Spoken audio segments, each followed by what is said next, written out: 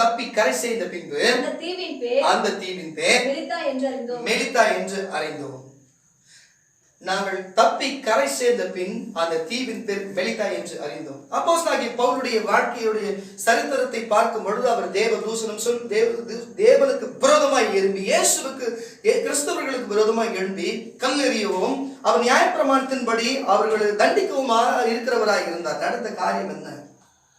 மற்ற சீஷர்களை பார்க்கும் பொழுது மற்ற சீஷர்களை மீன் பிடித்துக் கொண்டிருந்தார்கள். மற்றவர்கள் எல்லாருமே தேவன் போய் எனக்கு ஊழியம் செய்ய வருவாயா வருவாய் என்று சொல்லி தேவன் தன்னுடைய சரீரத்தின் பிரகாரமாய் கூப்பிட்டு அழைத்து வந்து அவர்கள் எல்லாம் மேலாக இருக்கும் பொழுது அவர் அழைத்து வந்தார். எல்லாரும் வந்தார்கள். நடந்த காரியம் அதுதான். ஆனா தேவனுக்கு விரோதமாய் எழும்பின ஒரு மனிதன் சவுலை தேவன் அழைக்கிற நேரத்தில் அவன் தேவனுக்கு விரோதமாய் செய்த காரியம் செய்தவனாய் இருந்தான். அவனுக்கு தேவன் வெளிப்பட்டு நீ என் ஊழியத்தை செய்ய வேண்டும் என்று சொல்லி சில காரியங்களை அவனுக்கு உணர்த்தின பிற்பாடு நடந்த காரியம் என்ன? அவன் தேவனுக்கு ஊழியம் செய்ய தன் வாழ்க்கையை முன் குறித்து வந்தான். இது எல்லாமே உங்களுக்கு தெரிந்த காரியம் தான். நான் ஒன்று சொல்லுகிறேன், எந்த தேவனுக்கு தூஷணமாய் செய்து தேவனுக்கு விரோதமாய் செய்தானோ, இப்படிப்பட்ட சவுல் செய்தாரோ அது பவுலாய் மாறி தேவனுக்கு ஊழியம் செய்த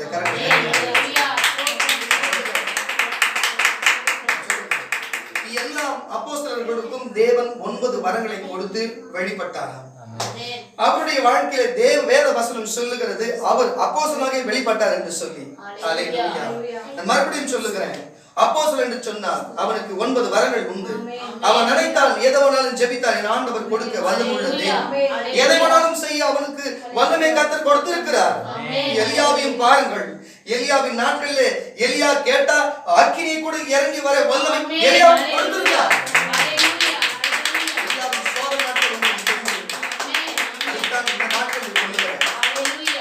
எந்த அப்போஸ்தலனாகிய பவுலுடைய வாழ்க்கையிலே அவர் செல்வத்தோடும் அவர் எவ்வளவு அவர் உற்சாக அவர் ஒரு பெரிய ஒரு பணக்காரராக இருந்து நல்ல வாழ்க்கை செழிப்பான வாழ்க்கை தான் வாழ்ந்து வந்தார். அல்லேலூயா. ஊழியம் செய்ய இறங்கி வந்த பிற்பாடு நடந்த காரியம் என்ன தெரியுமா? சிறைச்சாலையிலே தள்ளப்பட்டார். அவர் சிறைச்சாலையிலே தள்ளப்பட்டு அவருடைய இடத்துல அவருடைய இஸ்ரவேலில் இருக்கிற சிறைச்சாலை எல்லாமல் ரோம்ல இருக்கிற சிறைச்சாலையிலே தள்ளப்பட்டு அவர் வேற ஒரு இடத்திற்கு சிறைச்சாலையில கொண்டு போகும் பொழுது அங்க கப்பலில் இருந்து பெரிய சுழல் காற்றினாலும் புயலினாலும் அங்க அந்த நிலைமை நடந்தது என்ன தெரியுமா? எல்லாம் உடைந்து போன சூழ்நிலையாய் மாறிவிட்டது. எல்லாம் தண்ணீர் போகக்கூடிய காரியமாய்விட்டது. நடந்தது என்ன?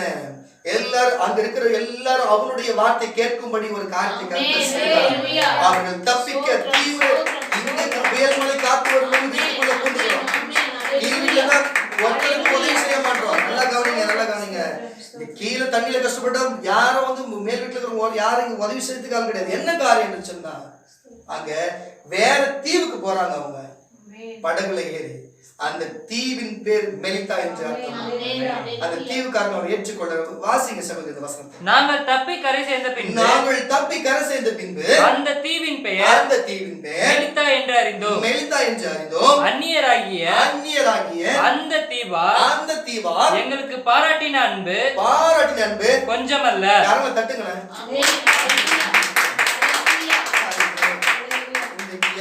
ஊழியக்கார குடும்பம் எத்தனை சபைகள் தண்ணீர் தத்தளிக்கிறதோ, எத்தனை விசுவாச ஜனங்கள் தத்தளிக்கிறார்களோ, அல்லேலூயா. புறஜாதி ஜனங்களும் அந்நிய ஜனங்களும் அவர்களை உபசரித்த அவரை நேசித்த அன்பு மிகவும் இதை பேஸ்புக்ல பார்த்து கொண்டிருக்கிற சகோதர சகோதரியே, உன் ஜனங்களுக்கு இதை செய்திருப்பாயா? இங்க வந்திருக்கிற என் ஜனமே, நீ உன் ஜனங்களுக்கு செய்திருப்பாயா? அல்லேலூயா. உன்னை தேவன் கேட்கிறது என்ன காரியம் நீயே உனக்கு புரிஞ்சுக்கோ. அல்லேலூயா, அல்லேலூயா, அல்லேலூயா. அதே அப்போஸ்தலர் நடவடிக்கையின் புஸ்தகம் 27ஆம் அதிகாரம் 20ஆம் வசனம் வாசிங்க. அப்போஸ்தலர் நடவடிக்கையின் புஸ்தகம் 27ஆம் அதிகாரம் 20ஆம் வசனம். அநேக நாளாய் சூரியனாவது நட்சத்திரங்களாவது காணப்படாமல் மிகுந்த பெருங்காற்று மழையும் அடித்துக் கொண்டிருந்தபடியினால் இனி தப்பி பிழைப்போமோ என்று நம்பிக்கை முழுமையும் அற்று போயிற்று. வந்திருக்கிற சகோதர சகோதரியே, இந்த சத்தத்தை வெளியே கேட்டுக்கொண்டிருக்கிற சகோதர சகோதரிகளே, இது மேல இருந்து கேட்டுக்கொண்டிருக்கிற சகோதர சகோதரிகளே, கர்த்தர் சொல்லுகிற காரியம் இதுதான். அல்லேலூயா. போன வாரமே எச்சரித்து சொன்னார், இந்த வருஷத்தோட முடிவு சும்மா முடியாது. கவிழ்த்து போட்டு புயலுக்கு பின் அமைதி போல அது மாறி இருக்கும். தேவன் இனி மௌனமாய் இருப்பதில்லை. அவர் பிள்ளை பெறுவது போல அவர் சும்மா விடுகிறதில்லை என்று சொல்லி சத்தமிட்டு அவரை பாழாக்கி விடுங்க என்று வேத வசனத்தின்படி அவர் அப்படியே இயற்கைக்கு எதிராக இறங்கி வருவார் என்று சொன்னபடியே சொல்லி போன வெள்ளிக்கிழமை கர்த்தர் சொன்ன வார்த்தை அது ஞாயிற்றுக்கிழமைக்குள்ள நடந்து நிறைவேறிச்சு. அவர் சொல்லியும் செய்யாது இருப்பார். அவர் தான் எச்சரித்தார் இப்படிப்பட்ட காரியங்கள் நடந்து நிறைவேறும் என்று சொல்லி. ஆனாலும் சென்னைக்குள்ளாகவே சீற்றம் இல்லாதபடிக்கு நம்ம வேண்டிக் கொண்டோம். ஆனாலும் போன 5 ஆண்டுகளுக்கு முன்பு அந்த வெள்ளத்தை போலவும் வெர்தா புயல் போன்றவும் நமக்கு அப்படிப்பட்ட சீற்றம் அப்படிப்பட்ட காரியமும் நமக்கு இல்லை. ஆனால் கடல் சீற்றமோட கொண்டு இருக்கும் என்று கர்த்தர் சொன்னபடியே கடல் சீற்றம் கொண்டது, அது ஊருக்குள் வந்தது, சில வீடுகள் வரையும் வந்தது. ஆனால் யாரும் ஜீவனுக்கும் எந்த பாதிப்புகளாக இருந்தது. நான் உங்களுக்கு இந்த நேரத்தில் சொல்ல வருகிறேன். வாசிங்க 27ஆம் அதிகாரம் 20ஆம் வசனம். அநேக நாளாய் சூரியனாவது நட்சத்திரங்களாவது காணப்படாமல் மிகுந்த பெருங்காற்று மழையும் அடித்துக் கொண்டிருந்தபடியினால் இனி தப்பி பிழைப்போமோ என்று நம்பிக்கை முழுமையும் அற்று போயிற்று. அப்படிப்பட்ட நம்பிக்கையற்ற சகோதர சகோதரிகளே, கர்த்தருடைய பரிசுத்த ஆவியானவர் சொல்லுகிறது, பார்த்து கொண்டிருக்கிறது, கேட்டுக் கொண்டிருக்கிற இதை ஏன் இதை கர்த்தர் சொல்ல, இனி அப்படிப்பட்ட சேதம் இல்லாமல் இந்த விடுதலை சுவிசேஷ ஊழியத்தில் வருகிற இந்த கூட்டத்தார் ஜனங்களுக்கு அப்படிப்பட்ட சேதம் இல்லாமல் கர்த்தர் அவர்களை காத்து நடத்தி கொள்வார். அல்லேலூயா. அல்லேலூயா. அதே 44ஆம் வசனத்தை வாசிக்க கேட்கலாமே சீக்கிரம். மற்றவர்களில் சிலர் பலகைகள் மேலும் சிலர் கப்பல் துண்டுகளின் மேலும் போய் கரையேறவும் கட்டளையிட்டார். இவ்விதமாய் எல்லோரும் தப்பி கரை சேர்ந்தார்கள். நம்புகிற ஒருவரும் சரி சகோதர சகோதரி, பணம் இருக்கலாம், பொருள் இருக்கலாம், பார்க்கலாம், இவங்கெல்லாம் சர்ச்சுக்கு ஜெபம் பண்றாங்க, கர்த்தருக்கு இவருக்கு தேவனுக்கு இவங்க செக்ரட்டரி, இவங்கள கடவுள் டாப்ல வச்சிருக்கிறாரு, எங்கெல்லாமோ அடிமட்டத்துல வச்சிருக்கிறாருன்ற மாதிரி இவங்க நினைக்கலாம். அல்லேலூயா. நினைக்கலாம். வீட்டுல மளிகை சாமான் சேர்த்து வச்சிருக்கோம் நினைக்கலாம், மேல இருக்கிறவங்க நினைக்கலாம், கீழே இருக்கிறவங்க பார்த்து ஏராளமா நினைக்கலாம். அல்லேலூயா.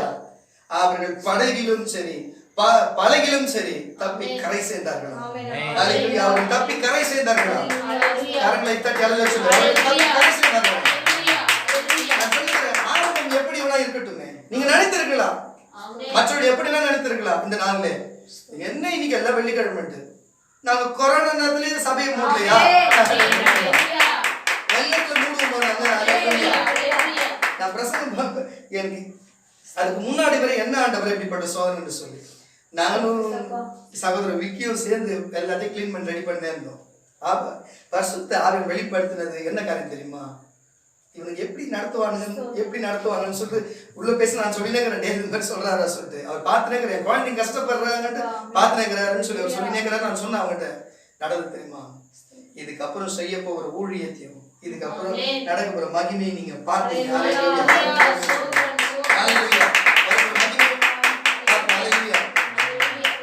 நேத்து இந்த தண்ணி வந்திருக்கலாமே, உங்களுக்கு தெரியாது. 5:30 மணி வரை உள்ள தண்ணி இருந்தது. அதான் விஷயம். 5:30 மணிக்கு வெறும் தண்ணி இருந்தது. கடைசியா எல்லாத்தையும் தொடச்சிட்டு அப்பதான் ஜெபம் பண்ண உட்கார்ந்தோம். அல்லேலூயா. இப்ப தண்ணியில கர்த்தர் வைத்திருக்கிறார். மறுபடியும் 44. மற்றவர்களில் சிலர் பலகைகள் மேலும் சிலர் கப்பல் துண்டுகளின் மேலும் போய் கரை சேர்வோம் கட்டளையிட்டார். இவ்விதமாய் எல்லோரும் தப்பி கரை சேர்ந்தார்கள்.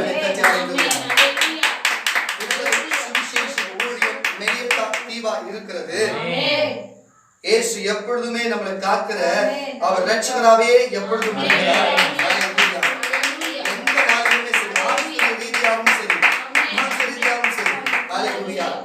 தப்பி கரை சேர கர்த்தர் வல்லமுள்ள தேவனாக இருக்கிறார். அதே சங்கீதங்களின் புஸ்தகம் 73ஆம் சங்கீதம் 2 வாசிக்க கேட்கலாம். சங்கீதங்களின் புஸ்தகம் 73 2 வாசிக்க கேட்கலாம் சீக்கிரம். அல்லேலூயா. அல்லேலூயா. வாசிங்க. ஆனாலும் எங்கள் கால்கள் நல்ல மறுபடியும் வாசிங்க. ஆனாலும் என் கால்கள் தள்ளாடுதலுக்கும் என் அடிகள் சறுக்குதலுக்கும் சற்றே தப்பிற்று.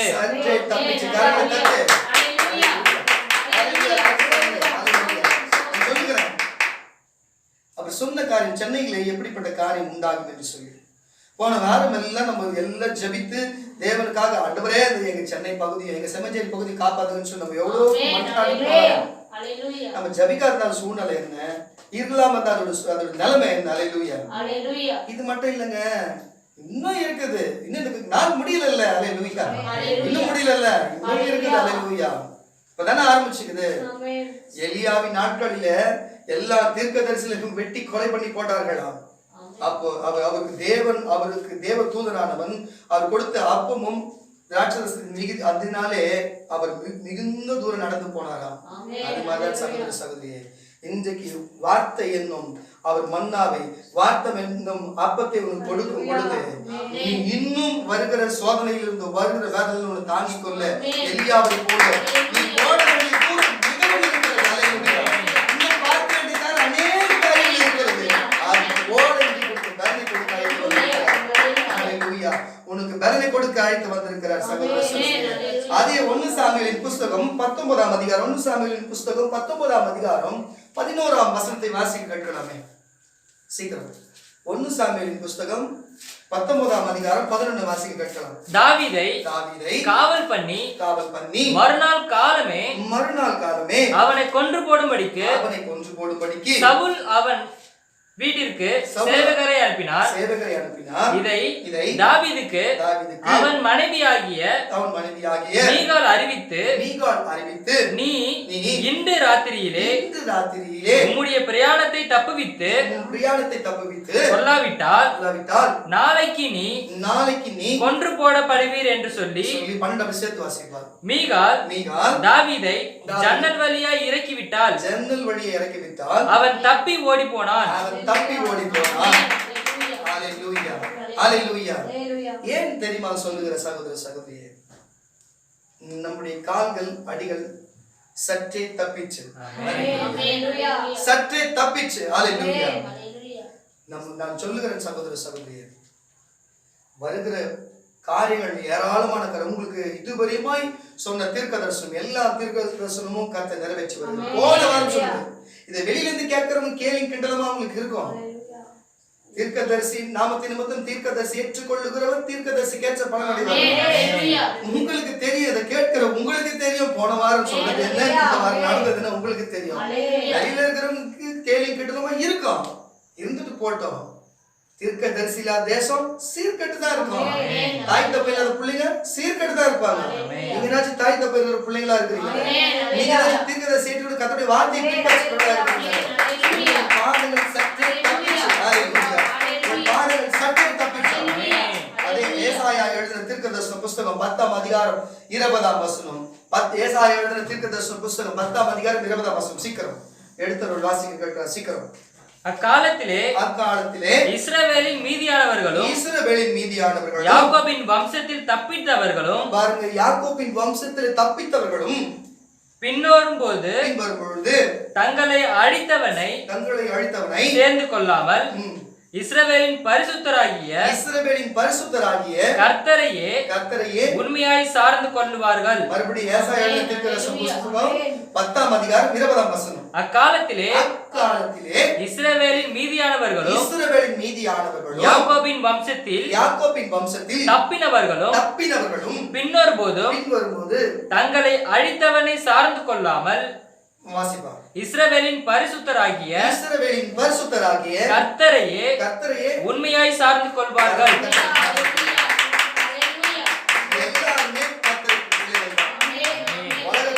எல்லாருமே கர்த்தருக்கு பிள்ளைகள் தான். இன்றைக்கு தப்பினவர்கள் மாத்திரமே கர்த்தரை அவரை ஏற்றுக்கொண்டார்கள்.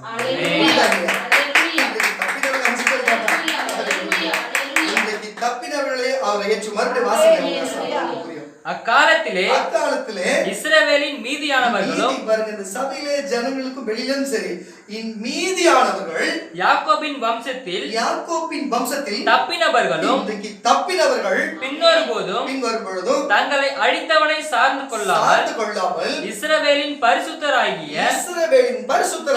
கர்த்தரையே உண்மையாய் சார்ந்து கொள்வார்கள்.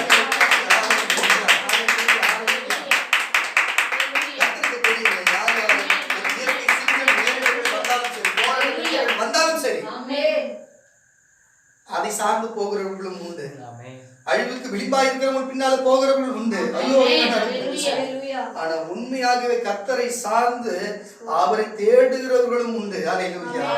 அவர்களை தேடுவார்கள் என்று அவர் முன்பே கர்த்தர் சொல்றார். அவர் தேடுகிறபடினாலே அல்லேலூயா நம்ம அப்பத்திற்கோ தண்ணீருக்கு இறந்து திரிகிறது.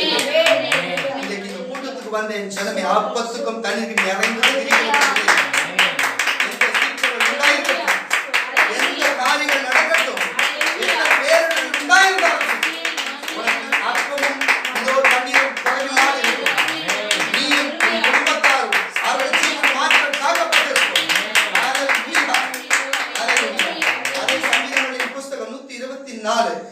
சங்கீதங்களின் புஸ்தகம் 124 சங்கீதம் 7 வாசிக்க கேட்கலாம். 124 சங்கீதம் 7 வாசிக்கலாம்ப்பா. வேடனுடைய கண்ணிக்கும், நல்லா கேளுங்க சகோதர சகோதரியே, வேடனுடைய கண்ணிக்கும் தப்பின குருவியை போல நம்முடைய ஆத்மா தப்பிற்று. இன்றைக்கு வந்திருக்கிற என் சகோதர சகோதரியே, நான் சொல்லுகிறேன் மெய்யாக போராட்டம் நிந்தைகளும் எங்க சென்னையில வந்துருமா, மகாபலிபுரத்துல வந்துருமா, அது விழுந்துருமா, இழுந்துருமா, கரண்ட் கம்பியா இருந்துருமா, இல்ல உள்ள தண்ணி ஏறிடுமா, இடுப்பு வரைக்கும் நெஞ்சு வரைக்கும் வரைக்குமான்னு சொல்லிட்டு ஜனங்கள் சொல்லி புலம்பி தவித்தது அநேக காரியம். அல்லேலூயா. ஆனாலும் வர வேண்டிய சூழ்நிலை தான், ஆனாலும் கர்த்தர் அதை மாற்றி, அப்படிப்பட்ட சூழ்நிலை இல்லாத கர்த்தர் நம்மை மாற்றி இந்த நாளிலே நமக்கு நன்மை செய்திருக்கிறார். பிசாசானவனாகிய உலகத்தினுடைய வேடனுடைய கண்ணிக்கு தப்பின குருவியை போல, பாருங்க சகோதரியே, தப்பின குருவியை போல நம்முடைய ஆத்துமா தப்பிற்று. கண்ணி தெரித்து நாம் தப்பினோம்.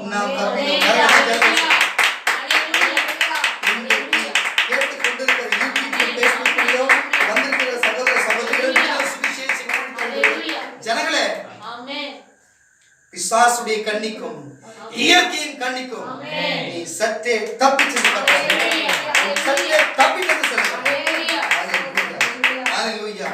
கடைசி ஒரு வார்த்தையை சொல்லி ஒரு நேரம் நம்ம முடிக்கலாம். அது 22 சங்கீதம் 5 வாசிக்கலாம். 22 சங்கீதம் 5 வாசிக்கலாம்.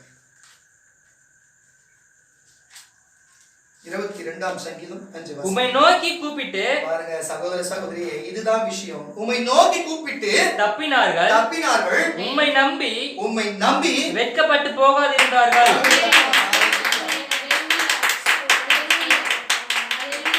இந்த கிறிஸ்தவர்களையும் இந்த கூட்டத்தையும் மொக்க பண்றவங்களுக்கு இது என்ன மாதிரி அடின்னு அவங்களே புரிஞ்சுப்பாங்க.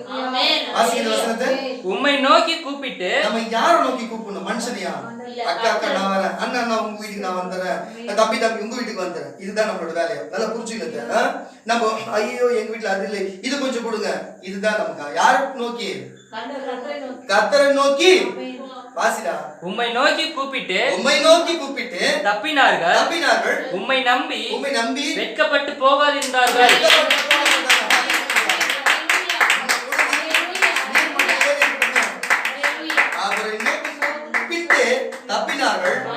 அவர்கள் என்ன வாசிப்பா? உம்மை நம்பி வெட்கப்பட்டு போகாதிருந்தார்கள். நீ அவரை நோக்கி கூப்பிட்டு உன்னை தப்ப வல்லவர் ஒரு உண்டு. நீ அவரை நோக்கி கூப்பிட்டு நீ இந்த காலத்தில் தப்புவ. வேற எந்த மனுஷனும் இந்த மனுஷியோ ஒருவரும் பூமியில் உனக்கு உதவி செய்ய முடியாது. கஷ்டப்பட்ட பார்த்தா சிரிக்கிறவர்கள் தான். நீ சிரிக்கும் பொழுது ஜனங்கள் உன்னோடு சேர்ந்து சிரிப்பார்கள். ஆனா நீ கஷ்டப்படும் வரும் பொழுது அது கூட வரமாட்டார்கள். எச்சரித்து நீ சொல்லுகிறவங்களுக்கு எல்லாருமே கவனத்தோடு அவரை நோக்கி கூப்பிடுவோம், தப்புவோம், வெட்கப்படாது இருப்போம். யாவர் முழங்கால் படிக்கிறோம்.